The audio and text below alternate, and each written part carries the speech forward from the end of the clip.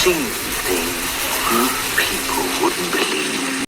Hey, what's up guys? This is Brian from Whisper Status 74. This video will be on the Vizio Quantum XP series 75 inches 2019. This will be a full review. If you're new to the channel, welcome to the community. We are a very small tech community that is real tech for real people. If you like what you see today, please consider liking and subscribing. This has been the most awkward, hardest video I've ever had to do. This is take 100, which is why my voice is pretty hoarse, as this display actually failed on me about a month and a half ago. So to do a review for a display that didn't make it is difficult. And I have such mixed feelings on it, which is why it took me so long to do this review. But many of you are asking about the 2020 Vizio Quantum XP series, as well as a review for 2019, as well as their OLED lineup. So I do want to go through it. This video will be very long, so I apologize. And it will be all over places. I filmed it so many times. All the videos I've done on the Vizio Quantum XP series of the one that I had in my home will all be in the description below. Please watch those. I tried to put them in this video. It went all over the place. So as quickly as I can do it, Vizio Quantum XP series, obviously its reliability wasn't very good. It died about a month and a half, nearly 2 months in. Power supply issue, it would not power on. Again, you can see those in the videos below. People in the community have had the same issue, as well as HDMI fragility, having the HDMIs fail or crack. I did not have that issue. Reliability, obviously it didn't do very well. It died. My usage of it is probably 1/8 of what you guys would use it for. I am in a dedicated home theater. I don't use my displays anywhere near as many of you do. I don't watch regular TV on them. They are barely on other than when I'm testing them. So the Vizio was very lightly used and it still died, would not power on. I had issues with it probably a few weeks after I had it where it wouldn't power on, but if I hard reset it or unplugged it, it would. Which leads me into the operating system.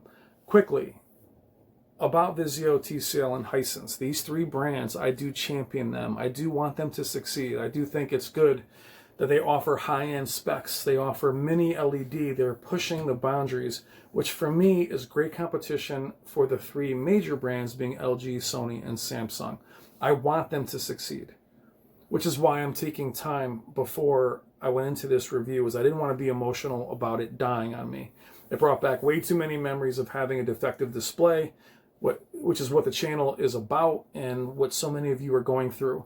It was different having it die and having a perfectly capable display next to me, which didn't hurt so bad. So my bargaining posture and buying position was much different this time. I was going to sell it to friends of mine, so I was in a win-win no matter what. I did not want it to die though. However, it didn't die in a picture quality way. There was no screen uniformity issues at all. So we'll start there. Vizio gets killed for screen uniformity issues as well as TCL. There was very little, if any, dirty screen effect. There was no dead pixels. I did all those tests. I recorded one of them below. It was very clean. 75 inches, super bright. I will say the one screen uniformity issue was an LED issue. It did have the jail bars that you see on displays with a high peak brightness and a high zone count. Occasionally, in the perfect conditions or imperfect conditions, you would see kind of very faint black bars going down. I noticed that in Forza Horizon 4 in a snow level, but did not notice it in Gears of War 5 in a snow level. But I would say in that one instance, it was very, very distracting. It did not show up on my 900E as much, though I do see it on this display when it's kind of gray and foggy. That was the one screen uniformity issue that I didn't like. Other than that, it was perfectly clean for a 75-inch display, whether it was Samsung, Vizio, whatever, it was great. So screen uniformity, excellent. Reliability, obviously terrible. It died. Customer service was great. They were going to replace it. They were fine, easy to deal with within 5 minutes. They knew it had to be replaced, which let me think that it's an ongoing issue. When they're that quick to replace anything, anybody, Sony, whatever, if they're that quick to replace it, it's something they know about. It's been done. So they were quick, they were fine. Okay. Screen uniformity, fine. Picture quality. Overall, let's start with HDR. its biggest strength, where it is absolutely amazing, is in HDR. Where it absolutely struggled was out of the box. I can definitely see why professional reviewers love the Vizio, as they probably took it out, they calibrated it, or they had it calibrated previously, and they actually loved it. There was very few negative reviews of the Quantum XP series in the professional space. In the amateur space, which I'm clearly part of, there was a lot of hate. And in the community, a lot of hate. Out of the box, it was not impressive. Out of the box, the colors were not great. Being a QLED and having a very wide color gamut, as the Vizio does, a very high contrast ratio, these are the things that we love about these LEDs. Super high peak brightness, super high zone count, 480 zones, nearly 3,000 nits of peak brightness, very high contrast ratio. It was going the way so many of us that love the Z9D and the Q9FN, it was headed that way. And a lot of the other manufacturers were not going that way. They're not going for that peak brightness. This display out of the box, especially being a QLED, was not impressive. We saw videos on it. The color was very, very drab, very, very bland out of the box. Very disappointing out of the box for me personally. I am not a calibrator. I can mess with the settings as good as any of you, but I would say that if you do purchase a Vizio, be very, very patient and really take your time with the settings. You can make it look phenomenal. I would put the Vizio Quantum X LED against any other LED, but you have to really, really go the trial and error route. You have to really mess with the settings. You need to go into the color settings. You have to, I'm not saying calibrate it. I'm saying you have to really mess with it and really explore, which can be very arduous for many. But out of the box, local dimming disabled. When you have to enable HDR like you do with many other manufacturers. But the blooming was all over the place. Please pay attention to what I'm going to say right now. The blooming was all over the place because the local dimming does not enable until content plays. So all in the menus, the first Vizio symbol, the logo when it comes on, was a haloing mess. A lot of people, that is your first impression. That is very, very important. Your Xbox menus, your PS4 menus, all that stuff has haloing everywhere. YouTube. So until content starts, local dimming enables, and the picture is beautiful. Now, what did I use to test the Vizio Quantum XP series? I had a Samsung Blu-ray player, 4K Blu-ray player, a Panasonic UB820, which is what I use now, a PC GTX 1080 Ti, an Xbox One X, a PS4 Pro, obviously my cable box. I've had everything hooked up to it. So it didn't have any problem talking to anything. It did amazing with the Spears and Munsell benchmarking disc for Dolby Vision, HDR10. The picture quality, once it was honed in, was phenomenal. Getting back to the settings, though, it was arduous. The OS is not great. It's very slow. It's very sluggish. It takes a second. The settings, not many of them. We're used to Sony and Samsung offering you way more ways to advance your settings. It had a lot of motion settings. It had a lot of settings to mess with. So that was good in terms of gaming. It had some great gaming settings. But as far as its color settings is where I really struggled with it. This is why this video is going to be all over the freaking place. The color settings were difficult. Okay, out of the box color was very bland for a QLED. Changing that color, it's a little disappointing because there's only a few color presets. There's computer, there's game, there's neutral, warm, and cool. There's like 4 or 5 of them. We're used to having 10 of them. We're used to having a lot to choose from. You have to really go into their 20-point, I believe, color settings and really start to mess with it there, and then find the preset you need for the content you're watching in order to make it a more colorful image. It doesn't have like that live color that Sony has where you can enable it. For a QLED, it doesn't look like a Samsung. It doesn't have that saturation. It doesn't have that colorful image. It is very neutral. So you have to enable it. The reds were very pink, very orange. A lot of tinkering to get that to work. So, picture quality, settings, gaming settings. We'll talk about gaming in a minute. We'll go back to movies. I'm sorry, this is all over the place. Movies. Dolby Vision, phenomenal. Looked amazing in Dolby Vision. On the disc, UB820. On the benchmarking disc, it looked amazing. Altered Carbon. Netflix, fantastic. I will say the best part about having the Vizio Quantum XP series was the ability to have all three HDR formats. To have HDR10, HDR10 Plus, and to have Dolby Vision. Now, are those necessary for your displays? But something about having a budget brand, watching your display, sitting back and just having those codecs be enabled. To sit and watch Alien and see HDR10 enable. You kind of had that feeling like, yeah, all right, I have it. Look, I got it. It was, Dolby Vision enabled. Had no problem enabling HDR. I had no problem talking to the Panasonic UB820. Dolby Vision was my favorite aspect of it. The display is so bright that Dolby Vision never appeared overly dark. It doesn't crush. It didn't crush any of the highlights, anything like that.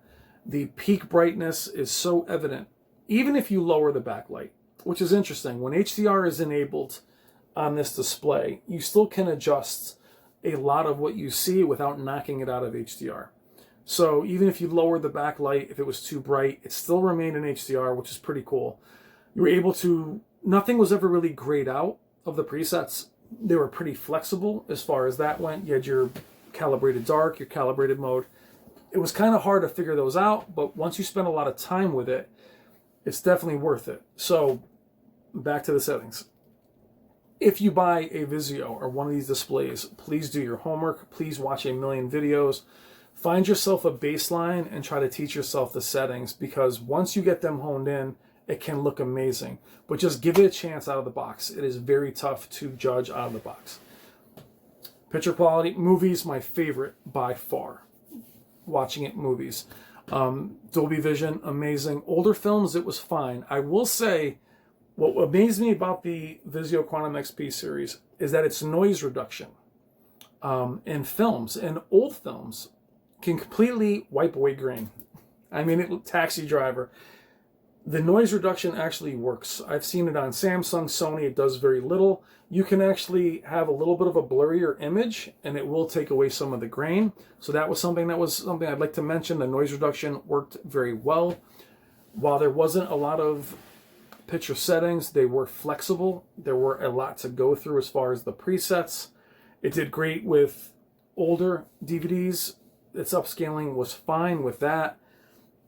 Blu-ray's fine. 4K, awesome. Streaming, awesome. Movies, just a joy.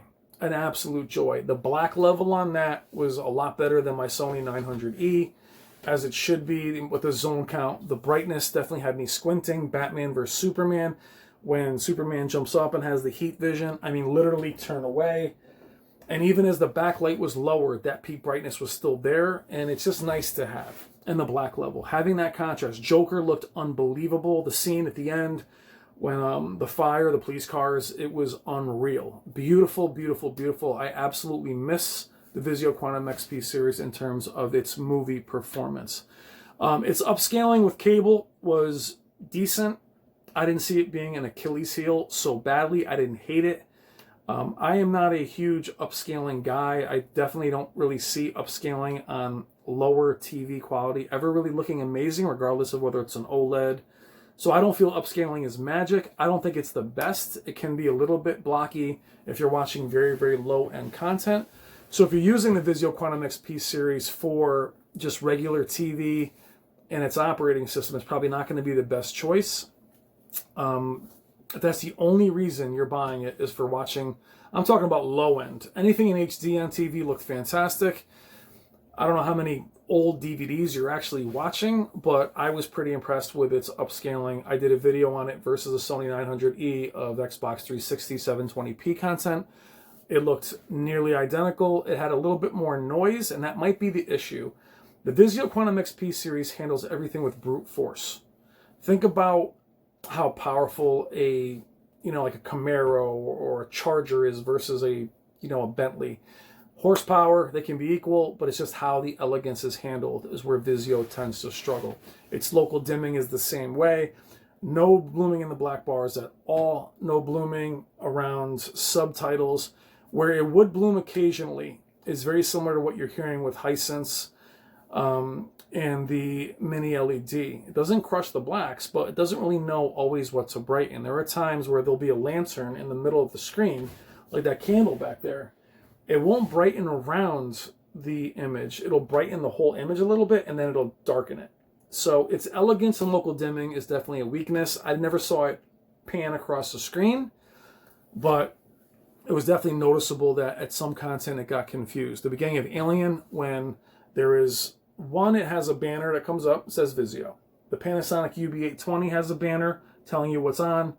Alien has all kinds of, credits coming at the screen. It definitely didn't know what to do. The whole screen was washed out. Once you got past that, it clicked in. It was great. So elegance of local dimming, not great, but local dimming effective. I didn't notice any black crush. I didn't notice any blooming other than the occasional time where it didn't know what to do. That is a very different thing. Blooming is consistent around images. At times, I feel like the Vizio's local dimming just got tripped up. That is a different thing. That is just elegance of local dimming implementation. Color gradation, I did not notice it the way ratings.com noticed it. I didn't see any really dirty screen or any gradation problems in my viewing of it. I'm very close to a 75-inch display. That was not an issue. I did not see that to be a problem. It does have an but a wide viewing angle option. I enabled that. I did not notice it to be any better. I did notice some cross-hatching in the image, which I didn't like, so I don't enable that. It is a feature if you want to enable it. So, picture quality, Dolby Vision, off the charts. Local dimming, excellent, but just a little bit erratic, not that elegant. But think brute force. Everything it handles is a brute force. Upscaling, same thing. It does a decent job, but there is some noise in the image, which I think is why it comes off as blocky. I think it just tries to make everything as clean as possible. Gaming. Gaming at first I did not like, probably due to its color. I had it lined up against my Sony, which was so much more colorful, which is interesting. It's not a QLED, it's an older display. The Vizio just seemed very bland.